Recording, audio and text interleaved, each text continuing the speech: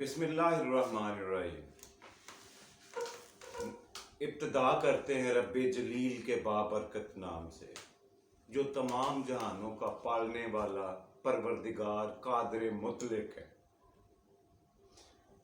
اور اس کے بعد ہزاروں کروڑوں درود و سلام کے نذرانے بحضور سرور کائنات، مولا کل، وجہ تخلیق کائنات، سرکار دو عالم، فخر موجودات، تاجدار ختم نبوت، حضرت محمد مصطفیٰ احمد مجتبیٰ صلی اللہ علیہ وآلہ وسلم پر۔ ناظرین، آج 15 مارچ ہے، منگل کا دن، صبح نیا دن، نئی صبح، آپ کو سب کو میری طرف سے صبح خیر، گڈ مارننگ اور السلام علیکم۔ کیسے ہیں آپ لوگ؟ اللہ کرے آپ کا دن یہ بھی خوشگوار گزرے، بہت اچھا گزرے، آمین۔ جی، تو صبح کا پہلا سیگمنٹ ہوتا ہے تاریخ ہندوستان، یعنی قدیم ہندوستان کی تاریخ پہ ہم نظر ڈال رہے ہیں اور اس کا سرسری جائزہ لیتے ہوئے آگے بڑھ رہے ہیں۔ جہاں پہ ہم پہنچے ہیں یہ رامائن کا زمانہ ہے۔ رامائن کا زمانہ یعنی ہندو مذہب کی دوسری بڑی اور معتبر کتاب۔ سب سے پہلی تھی وید، جو 10 صدیاں پہلے کی تھی عیسیٰ علیہ السلام کی پیدائش سے۔ یہ 10 صدیوں سے لے کر 2 صدیوں تک کا جو 8 صدیوں کا زمانہ ہے، یہ رامائن کا زمانہ ہے۔ یہ بھی ہندو مذہب کی دوسری دینی مذہبی کتاب ہے اور 8 صدیوں پر محیط ہے اس کا زمانہ۔ اس میں ہم قسط وار جائزہ لیتے ہوئے براہمن فرقے کی، جو ہندوؤں کا ایک معتبر اور مذہبی فرقہ ہے، براہمن معتبر، ان کی پہلے تو ہم نے ان کی تعلیمات، ان کی تبلیغ پہ روشنی ڈالی کہ کس طرح سے انہوں نے پورے ہندوستان میں اپنے مذہب کو پھیلایا۔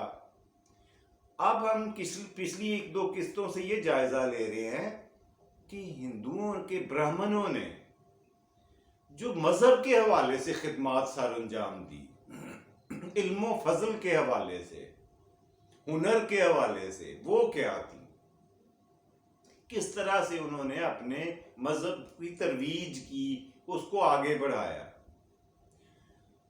اس زمانے میں یہ ہوا کہ جو اکابرین تھے ان کو رشی کہا جاتا تھا۔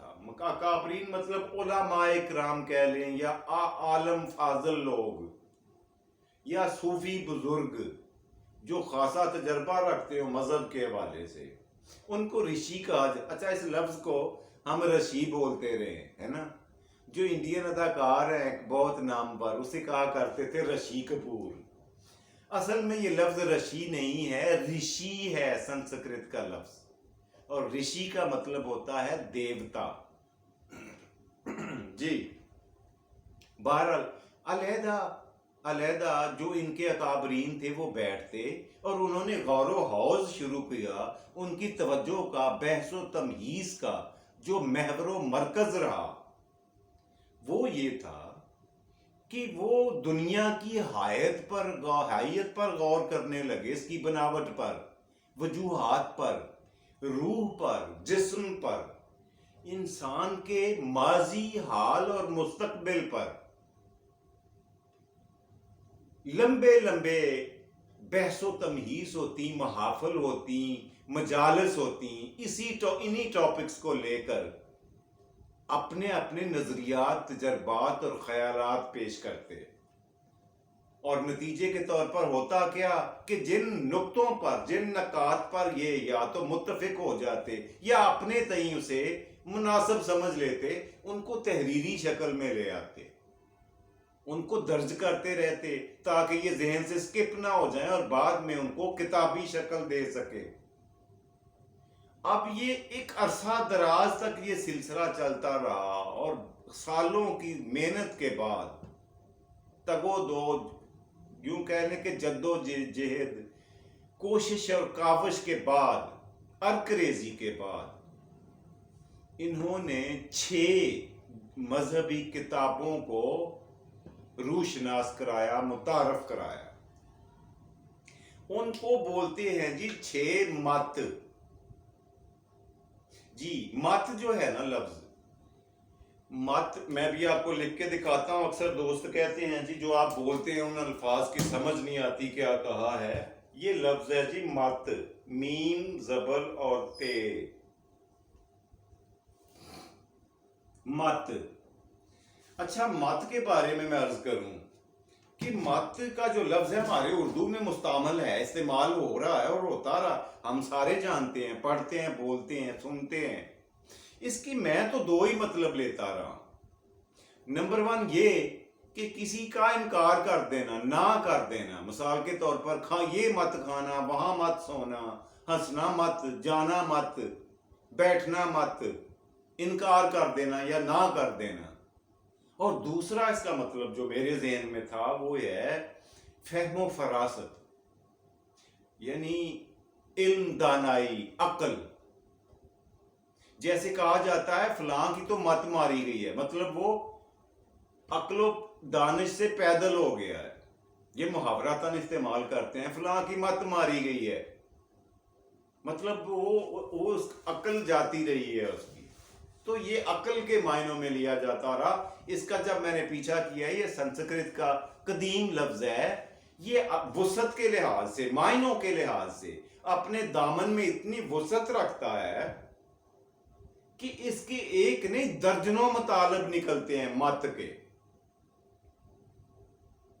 और यहां पर जो उन सारे अल्फाज को डिस्कस करने की बजाय हम वापस आते हैं इन 6 मत पर जो हिंदुओं ने बहसो तमीज से हासिल वसूल किया, ब्राह्मण कौम ने, फिरके ने। वो मत कहलाए 6 मोतबर किताबें। अब आप उनको 6 मज़ाहब कह सकते हैं। मत का मतलब मज़ाहब, या फिर मत का मतलब फलसफा ले सकते हैं, यानी मजहबी फलसफे की 6 मोतबर और नामवर किताबें मुतारफ हुई इन्हीं बहसो तमीज और बैठकों की वजह से, महाफिल और मजालस की वजह से। जो सबसे बड़ी और सबसे पहली किताब या मत मर्ज वजूद में आई उसे कहते हैं सांग मत।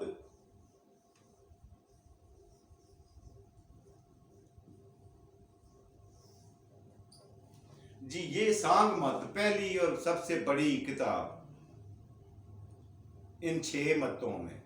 इनका हम सरसरी जायजा लेना है, इनकी तफसील में जाना हमारा ऑब्जेक्टिव नहीं है, और अगर जाएंगे तो इसलिए हमारे लिए मुनासिब नहीं है कि फिर बहुत सी बातों पे डिस्कस करना पड़ता है, तो फिर किसी की हक दिल आजारी हो सकती है। इसलिए हमने सरसरी जायजा लेकर हमने आगे बढ़ जाना है, हमने तारीख देखनी है। और फिर वैसे भी एक जगह उलझ जाने से सारा टाइम यहीं पे लग जाएगा। और जो इनके जो लिखारी होते थे उनको बोला जाता था ऋषि। ऋषि जी, ऋषि यानी मुसन्निफ। ये ऋषि लफ्ज नहीं है, ऋषि है। तो जो जिसने इनको इस किताब को लिखा था उनका नाम था ऋषि कपिल।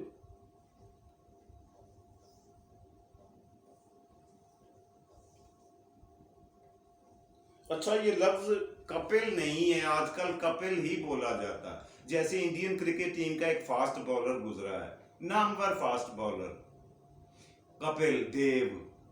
वो कपिल लफ्ज असल में ये संस्कृत का लफ्ज है, इसका मतलब ये असल मतलब लफ्ज है कुपल। काफ के ऊपर पेश है कुपल। कुपल का मतलब होता है तुंदो तेज या सख्त गिर। बहरहाल ये जो पहली किताब थी इनके, ये राइटर का नाम था, इन्होंने ये बयान किया अपनी किताब में अपने तजर्बात की रोशनी में कि इंसानी रूह तो अलहदा चीज है, ये खुद से है, ऑटोमेटिकली है, इसे कोई बनाने वाला, भेजने वाला और वापस ले जाने वाला कोई नहीं है। ये इंसानी मादा जो है जिससे जिस्म वजूद में आता है वो अज़ल से है और अबद तक रहेगा, ना उसका कोई आगाज है ना उसका कोई अंजाम है। اس نے دلائل سے ان چیزوں کو ثابت کرنے کی اپنی اس کتاب میں، اس مت میں کوشش کی ہے کہ ان کا اچھا، جو ہر کتاب کا رشی کہتے ہیں جی بزرگ کو، صوفی کو، دانشور کو، اس میں سنسکرت کی زبان میں۔ اس کے بعد انہوں نے یہ ثابت کر، دلائل سے یہ ثابت کیا، اور دوسری جو بڑی کتاب اس کے بعد معرض وجود میں آئی تھی وہ یوگ مت،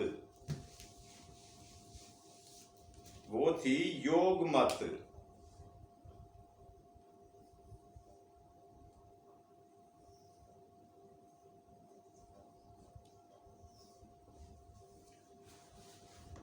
جی یہ دوسری بڑی کتاب تھی جو معرض وجود میں آئی۔ تو اس کے جو رشی تھے، جو لکھاری تھے، ان کا نام تھا تپنجلی رشی، تپنجلی یہ صاحب تھے جنہوں نے اسے لکھا۔ انہوں نے پہلے مت سے کئی جگہوں پر، کئی نکات پر اختلاف کیا۔ انہوں نے کہا نہیں، ایسا نہیں ہے جو فرمایا ہے، اس لیے کہ جو پہلے صاحب نے، یعنی کپیل صاحب نے یا کپل صاحب نے، رشی صاحب نے جو کچھ لکھا ہے وہ تو ہماری وید کی تعلیمات کے سے انحراف کرنے والی بات ہے، اور وید جو ہے یہ ان کی بہت بڑی پرانی اور معتبر مذہبی کتاب جانی اور مانی جاتی ہے۔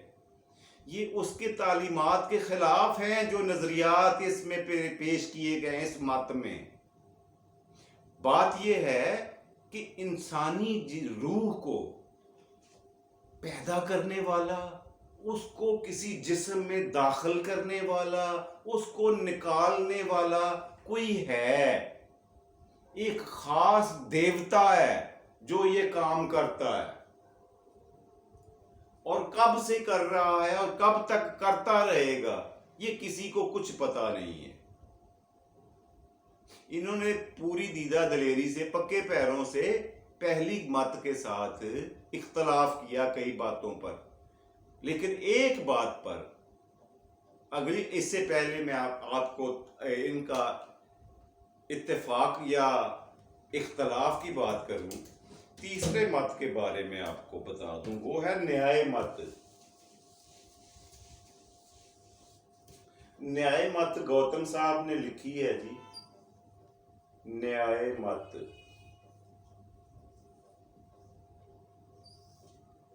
اچھا، اسے منطق بھی کہتے ہیں، اس کتاب کو منطق مت، لیکن زیادہ تر اس کا نام نیائے مت ہی لکھا ہوا ہے۔ جو ان کو لکھنے والے ہیں ان کا نام ہے رشی گوتم۔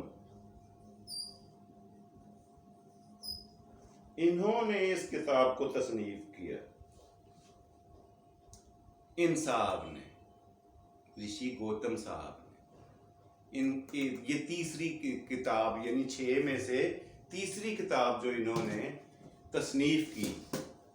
انہوں نے پہلے دونوں کی تعلیمات، نظریات سے کافی حد تک اختلاف کیا، لیکن کچھ باتوں پر اتفاق بھی رہا۔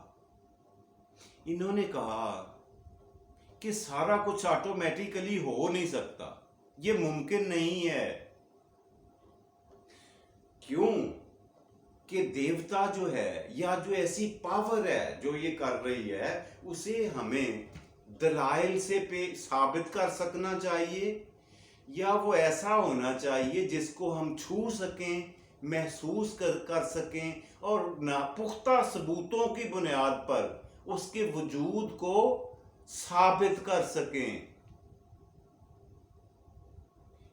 یہ نئی چیزوں انہوں نے پیش کی تھی، اور جو پہلے دونوں نے کہا ہے وہ اپنی باتوں کو ثابت کرنے سے قاصر رہے ہیں، یا کم از کم کسی اور کو دیکھا ہو جس نے ثابت کیا ہے یا جس نے محسوس کیا ہے۔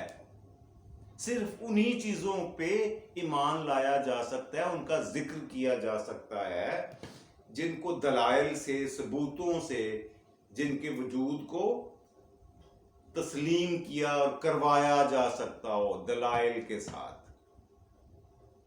یہ 3 بڑے مت تھے جی جو میں نے آپ کو گنوائے ہیں. اب ان میں جن کی جو تفاصیل ہے ان میں جانے کا ہمارا کوئی مقصد نہیں ہے, کوئی آبجیکٹو ارادہ نہیں ہے ہمارا. اس لیے یہاں پہ میں کلوزنگ اس لیے کر رہا ہوں کہ پھر پروگرام لمبا ہو جائے گا, ویڈیو بہت لمبی ہو جاتی ہے جیسے پچھلے پروگرام میں ہو گئی تھی.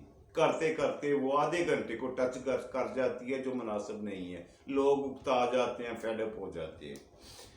اس لیے ہم پہلے چیپٹر کو یہیں پہ کلوز کرتے ہیں. باقی کے جو 3 مت ہیں اگلے پروگرام میں آپ کو ان کے بارے میں بتاؤں گا.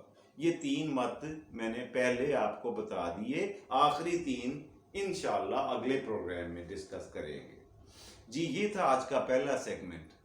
اگلا سیگمنٹ ہوتا ہے آج کا لفظ. جی آج کا لفظ دیکھنا ہے ہم نے, کون سا ایسا لفظ میں آپ کو بتانے جا رہا ہوں اس کے بارے میں. بڑا ہی فیمس لفظ ہے, ہر بچہ جانتا ہے. یہ کیا لکھا ہے میں, سڑک. جی ہاں سڑک.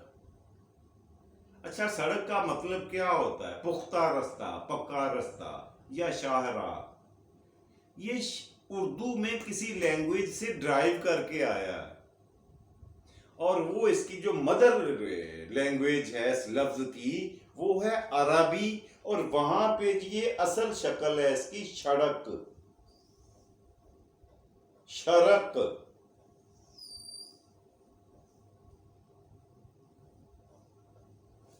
یہ ہے اس کا اصل لفظ عربی میں, جس میں ہم نے تبدیلیاں کرتے کرتے وقت کے ساتھ ساتھ اسے ایک تو یہ کیا ہے کہ یہ 3 نقطے اڑا دیے ہیں, ختم کر دیے ہیں.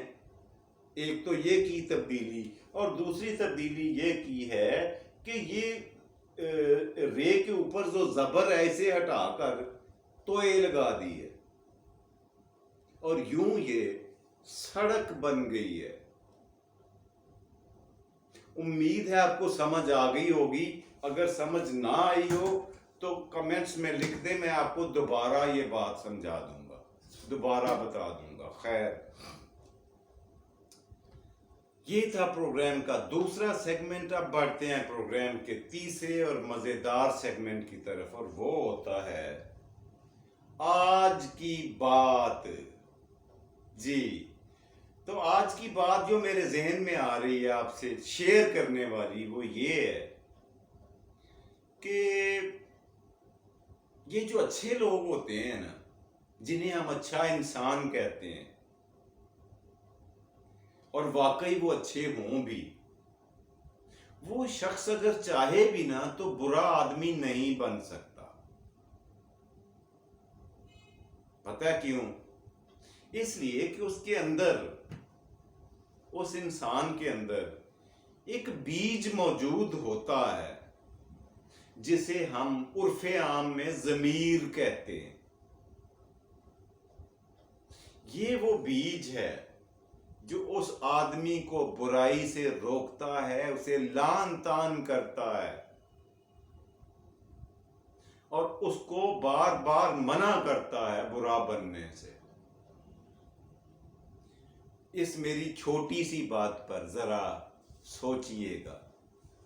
جی پروگرام کا وقت ویسے تو ختم ہوگا, لیکن بات یہ ہے کہ اگر بابا جی کی بات نہ کی جائے, سیانے بابا جی کی, تو یہ تو ناانصافی ہوگی نا. پھر